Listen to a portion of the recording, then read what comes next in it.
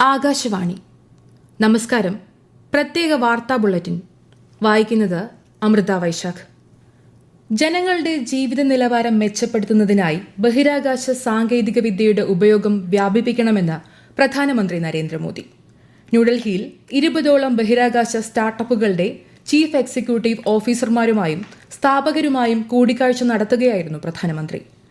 രാജ്യത്തെ ബഹിരാകാശ മേഖലയ്ക്ക് ആഗോള പ്രതിഭകളെയും കമ്പനികളെയും നിക്ഷേപങ്ങളെയും ആകർഷിക്കാൻ കഴിയുമെന്നും പ്രധാനമന്ത്രി പറഞ്ഞു.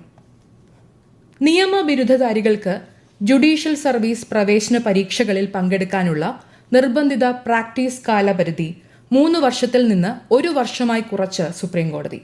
Chief justice Suryakant, justice AG Masih, justice K Vinod Chandran എന്നിവരടങ്ങിയ ബെഞ്ചിന്റേതാണ് വിധി. 2025 മെയ് 25നും 2027 മാർച്ച് 31നും ഇടയിൽ വിജ്ഞാപനം ചെയ്യുന്ന പരീക്ഷകൾക്ക് പ്രവൃത്തി പരിചയം ഇല്ലാത്തവർക്കും അപേക്ഷിക്കാം. പൊന്നോണത്തെ വരവേൽക്കാൻ ഒരുങ്ങി മലയാളം നാട്. തിരുവോണത്തിന് ഇനി 5 നാളുകൾ കൂടി മാത്രം. നാടെങ്ങും ഓണാഘോഷ പരിപാടികൾ ആവേശത്തോടെ തുടരുകയാണ്. ഗവർണർ രാജേന്ദ്ര വിശ്വനാഥ് ആർലേക്കർ എല്ലാ മലയാളികൾക്കും ഓണാശംസകൾ നേർന്നു. വിദ്യാഭ്യാസ സ്ഥാപനങ്ങൾക്ക് നാളെ മുതൽ ഓണാവധി ആരംഭിക്കും. ഭക്ഷ്യസുരക്ഷ ഉറപ്പാക്കാൻ ഓണക്കാലത്ത് ചെക്ക് പോസ്റ്റുകളിൽ 24 മണിക്കൂർ പരിശോധന നടത്തും. വ്യാജമദ്യം, ലഹരി വസ്തുക്കളുടെ വ്യാപനം എന്നിവ തടയുന്നതിനായി അതിർത്തി ചെക്ക് പോസ്റ്റുകളിലും റോഡുകളിലും വാഹന പരിശോധനയും ബോർഡർ പെട്രോളിംഗും ശക്തമാക്കി. 72ാമത് നെഹ്റു ട്രോഫി വള്ളംകളിക്കുള്ള ഒരുക്കങ്ങൾ അവസാന ഘട്ടത്തിൽ. നാളെ പുന്നമടക്കായലിൽ നടക്കുന്ന ജലോത്സവത്തിൽ 22 ചുണ്ടൻ വള്ളങ്ങൾ ഉൾപ്പെടെ 71 വള്ളങ്ങളാണ് മത്സരിക്കുന്നത്. ആലപ്പുഴ ജില്ലയിലെ എല്ലാ സർക്കാർ ഓഫീസുകൾക്കും വിദ്യാഭ്യാസ സ്ഥാപനങ്ങൾക്കും നാളെ പ്രാദേശിക അവധി പ്രഖ്യാപിച്ചിട്ടുണ്ട്. കൃഷി വകുപ്പ് ഒരുക്കുന്ന 2000 കർഷക ചന്തകളുടെ സംസ്ഥാനതല ഉദ്ഘാടനം മന്ത്രി T. സിദ്ദിഖ് നാളെ തിരുവനന്തപുരത്ത് നിർവഹിക്കും. കർഷകരിൽ നിന്നും പച്ചക്കറികൾ നേരിട്ട് സംഭരിച്ച് ഉപഭോക്താക്കളിലേക്ക് എത്തിക്കുന്ന സംവിധാനമാണ് ഒരുക്കിയിരിക്കുന്നത്. ചെന്നൈയിൽ കുടിവെള്ള വിതരണവും അടിസ്ഥാന വികസനവും കൂടുതൽ ആധുനികവൽക്കരിക്കുന്നതിനും വികസിപ്പിക്കുന്നതിനുമായി കേന്ദ്ര സർക്കാർ ഏഷ്യൻ ഡെവലപ്മെന്റ് ബാങ്കുമായി ചേർന്ന് $230 മില്യൺ വായ്പാ കരാറിൽ ഒപ്പുവെച്ചു. കാലാവസ്ഥാ വ്യതിയാനങ്ങളെ പ്രതിരോധിക്കാൻ, നഗരത്തെ പ്രാപ്തമാക്കാനും പൊതുജനാരോഗ്യം, ജീവിത നിലവാരം എന്നിവ മെച്ചപ്പെടുത്താനും പദ്ധതി സഹായകരമാകുമെന്ന് കേന്ദ്ര ധനമന്ത്രാലയം അറിയിച്ചു. Reserve bank governor Sanjay Malhotra ദൂരദർശന്റെ DD മോർണിംഗ് ഷോയിലെ അഭിമുഖത്തിനിടെ ഇറങ്ങിപ്പോയി എന്ന രീതിയിൽ സമൂഹമാധ്യമങ്ങളിൽ പ്രചരിക്കുന്ന പോസ്റ്റുകൾ വ്യാജമെന്ന് കേന്ദ്ര സർക്കാർ.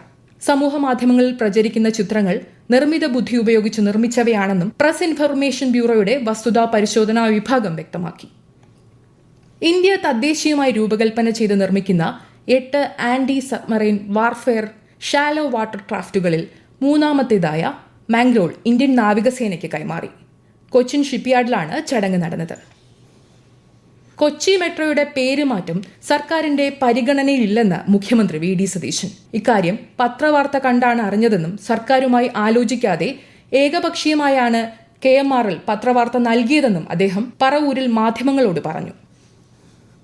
ചിങ്ങമാസ പൂജ പൂർത്തിയാക്കി ശബരിമല ക്ഷേത്രനട ഇന്ന് രാത്രി 10 അടയ്ക്കും. ഓണം പൂജയ്ക്കായി തിങ്കളാഴ്ച വൈകിട്ടാണ് നട തുറക്കുക. ഈ മാസം 28 വരെയാണ് ഓണം പൂജകൾ. ദർശനത്തിനായി എത്തുന്ന ഭക്തർക്ക് ഈ ദിവസങ്ങളിൽ ഓണസദ്യയും ഒരുക്കുന്നുണ്ട്.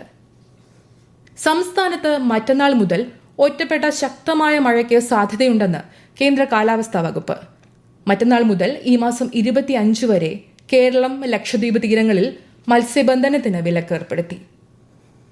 കേരള ക്രിക്കറ്റ് ലീഗിൽ അദാനി ട്രിവാൻഡ്രം റോയൽസിനെതിരെ ആലപ്പി റിപ്പിൾസിന് 8 വിക്കറ്റ് ജയം. ആദ്യം ബാറ്റ് ചെയ്ത ട്രിവാൻഡ്രം റോയൽസ് നിശ്ചിത 20 ഓവറിൽ 8 വിക്കറ്റ് നഷ്ടത്തിൽ 126 റൺസ് നേടി. ആലപ്പി റിപ്പിൾസ് 12.5 ഓവറിലാണ് ലക്ഷ്യം മറികടന്നത്.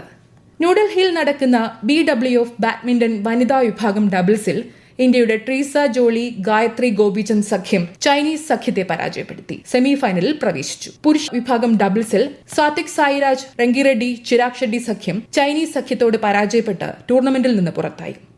പ്രത്യേക വാർത്താ ബുള്ളറ്റിൻ കഴിഞ്ഞു. അടുത്ത വാർത്താ പ്രക്ഷേപണം നാളെ രാവിലെ 6:45.